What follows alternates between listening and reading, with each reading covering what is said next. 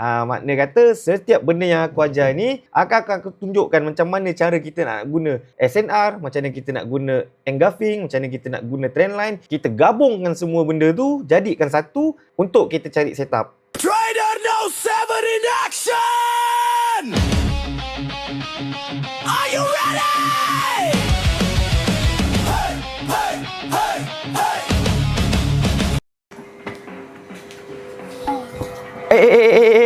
Okay guys, jumpa kita part 2. Okay, video yang sebelum ni aku dah terangkan tentang support dan juga resistance. Ada kesinambungan dia lagi. Memanglah kita belajar support dan resistance, tapi ada yang part yang kita terlepas pandang tu. Okay, support dan resistance aku dah terangkan sebelum ni.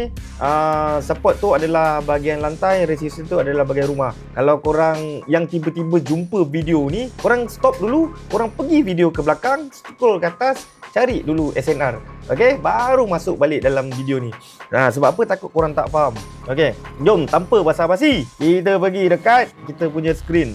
Okay, so yang kita belajar part 1 adalah support dan juga resistance, SNR. Okay, so SNR ini pula terbahagi kepada dua.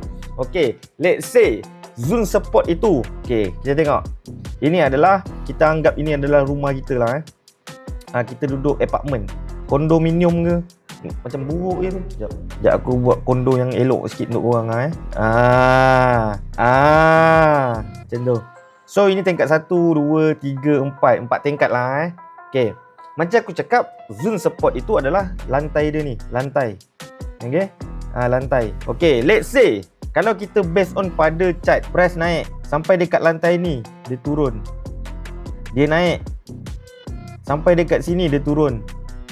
Dia naik sampai dekat sini, dia turun. Nampak tak? So kalau kita belajar, ini adalah zone support, resistance, support, resistance, support, resistance. Betul tak? Okey, itu untuk SNR. Tapi SNR ni terbahagi. Okey, iaitu adalah kalau terjadinya sesuatu breakout, dia akan menjadi macam gini. Support become resistance. Ini kita panggil SBR. Pernah dengar? Sama juga resistance, kalau dia breakout become support, itu kita panggil RBS. Pernah dengar tak SBR dengan RBS? Tadi kita belajar SNR, betul? So sekarang SBR RBS pula. SBR RBS ni apa pula, Bandam? Okay, kita tengok dekat chart. Nampak tak? Ini zone resistance. Betul? Okay, nampak tak? Bila price naik, dia naik, dia buat breakout. Okay, dia turun balik. Ini adalah zone resistance. Okay, itu adalah zone resistance. So bila price naik, dia turun, after dia buat breakout, zone resistance ni automatic jadi zone support.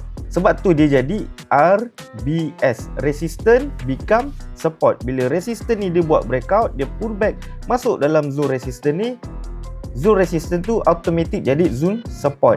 So kalau kat support kita nak monitor cari apa? Kita akan cuba cari buy. Benda ni aku dah terangkan dekat video sebelum ni. Dekat resistance sifik untuk SNR ni, support kita akan cari buy, resistance kita akan cari sell. Faham? Itu contoh untuk RBS. Kalau SBR pula, sama konsep dia. Okay, nampak? Okay, so bila price buat breakout, zone support ini, price turun, buat breakout, pull back balik, masuk dalam zone support. Zone support tu automatic become resistance. Faham? Faham ke tak faham? Kalau faham, angguk. Okay, so itulah dia RBS dan juga SBR. Kena ingat benda ni guys, sebab konsep dia sama juga macam SNR.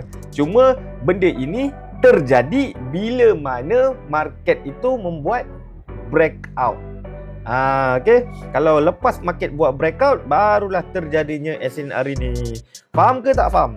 So ingat dalam kepala otak, bila terjadinya macam gitu. Okay, kita tengok dekat chart. Kita tengok dekat real chart. So dekat real chart kita nampak ni, ini zone apa? Zone resistance, betul? Nampak tak price naik? Naik, dia close candle dekat atas, membuat satu breakout. So pada dasar awalnya ini adalah zone resistant. Tapi bila price membuat naik satu kenaikan, ini close candle dekat sini, dia turun balik, zone ini automatic jadi zone support. Faham? Zone yang kita marking ni kan asalnya zone resistant. Bila price buat breakout, dia pull back balik, zone ini adalah zone support. So bila dalam sampai zone support, target kita adalah untuk cari buy. Faham? Nampak tak dekat bawah tu aku ada apa? Position. Aku ada position buy. Nampak? Dua bawah tu aku ada position buy. Kenapa aku boleh buy dekat situ? Itulah sebab dia. Kita akan cuba cari buy dekat zone support, kita akan cuba cari sell dekat zone resistance. Okay? Rasa? So korang kena ingat, setiap kali jumpa zone ini, kena marking. Okay? Kena marking. Zone-zone yang korang nak marking ni, korang kena nak monitor ni, korang kena marking. Sebab apa? Takut terlepas pandang. Okay, ini aku select sikit lah Kalau kita nak cari sesuatu zone support atau resistance tu, pastikan zone itu fresh. Pastikan zone itu fresh. Makna kata zone itu tak pernah di-collect. Okay, aku ambil contoh dekat belakang-belakang lah Sebab apa? Kalau kita ambil contoh dekat belakang, makna kata price tu pernah di-collect. Okay, so sekarang kita nampak price dekat sini betul. Kita tak boleh nak marking zone support yang ini. Okay, kita tak boleh nak marking zone support yang ini. Kita tak boleh nak marking zone yang ini. Faham tak? Kita tak boleh nak marking zone yang ini, zone yang ini, zone yang ini, ini. Sebab price dah dekat sini. So kita kena tengok apa yang terjadi dekat sebelah dia. So yang kita boleh ambil ini pun boleh ambil tapi dah tak fresh. Sebab apa dah tak fresh? Sebab dia dah pernah collect. Okay, yang fresh ini. Faham tak? So kalau kita nak cari untuk setup dekat sini, kita tak boleh ambil dekat area belakang. Kita kena ambil first left dulu apa yang ada. Okay, so aku harap korang faham SNR tu apa, SBR tu apa, RBS itu apa. Okay, sebab benda ini paling utama. Kenapa paling utama? Next video nanti aku akan pecahkan satu rahsia. Makna kata setiap benda yang aku ajar ni aku tunjukkan macam mana cara kita nak guna SNR, macam mana kita nak guna engulfing, macam mana kita nak guna trendline. Kita gabungkan semua benda tu, jadikan satu untuk kita cari setup. Rasa? Okay, so sebelum tu jangan lupa guys, bell notification. Korang subscribe dulu. Sebab apa? Yang aku nampak 80% daripada aku punya penonton tak pernah tak subscribe. Korang subscribe dulu guys. Subscribe sebab apa? Next video aku post nanti korang tak terlepas. Nanti tak adalah korang tanya, Bandam ni tak ada post video ke? Lagi satu ingat, insya-Allah setiap hari Selasa dan Jumaat aku akan post konten. Kalau aku post konten hari-hari, takut bertembur dengan Ali Ifan. Takut korang nak tengok AI Team ke nak tengok Bandam punya konten ni? Mana satu ni? Berebut. So aku ambil hari Selasa dan juga Jumaat insya-Allah. Okey? Apa pun, terima kasih semua mana yang support, terima kasih mana yang dah subscribe. Sebab apa? Satu kali kalau ada silver plate dekat belakang, aku akan buat makan-makan untuk korang. InsyaAllah.